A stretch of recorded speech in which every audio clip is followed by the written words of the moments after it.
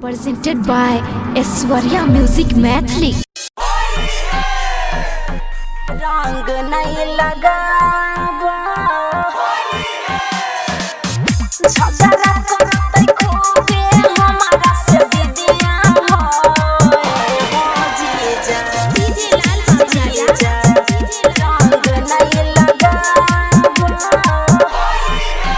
सुन सुन ये हमारी साली किया बैठा छ मन मारी किया बैठा छ मन मारी हम लाइन छिया पिचकारी रंग बाइल न गाले गुलाबी बाइल न गाले गुलाबी। सुन सुन ये हमारी साली किया बैठा छ मन मारी हम लाइन छिया पिचकारी रंग बाइल न गाले गुलाबी।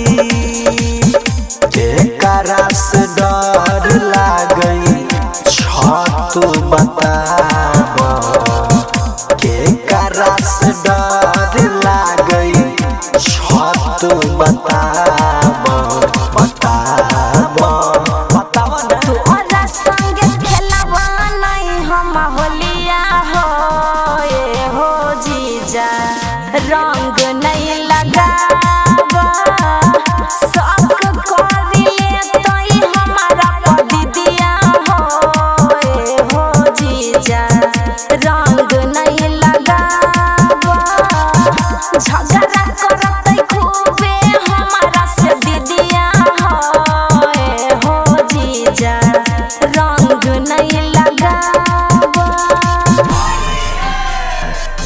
झगड़ा करते खूबे हमारा से दीदिया हो जीजा जीजा रंग नहीं लगावा।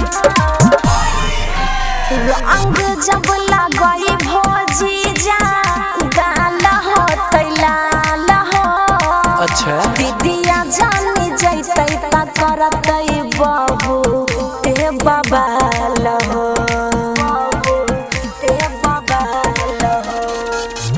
होलिया में जीजा के नाय होई कंट्रोल है साली के देखी के हमर गेल गेल मन है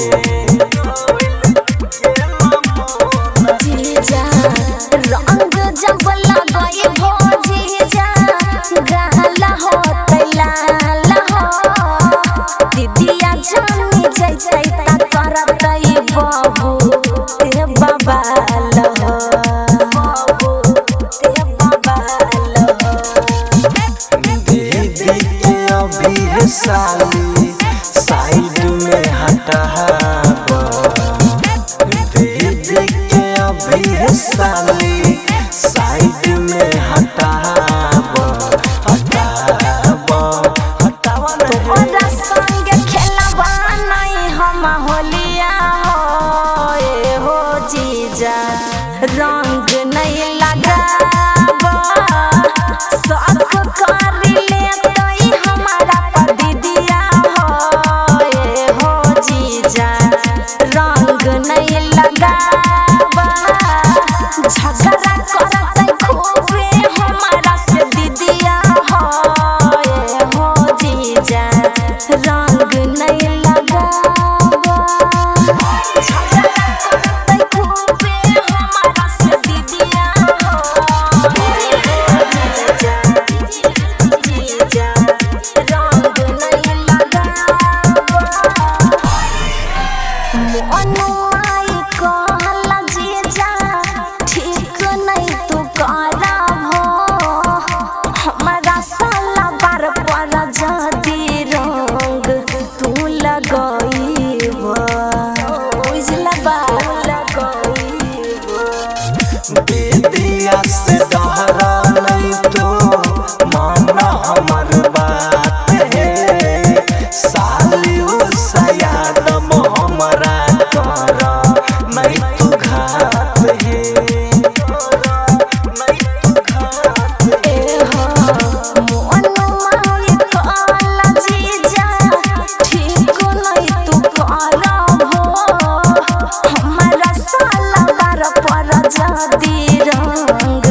तू लगाईबो दीदी और हमारा ले सेज तो सजाबो दीदी और हमारा ले सेज तो सजाबो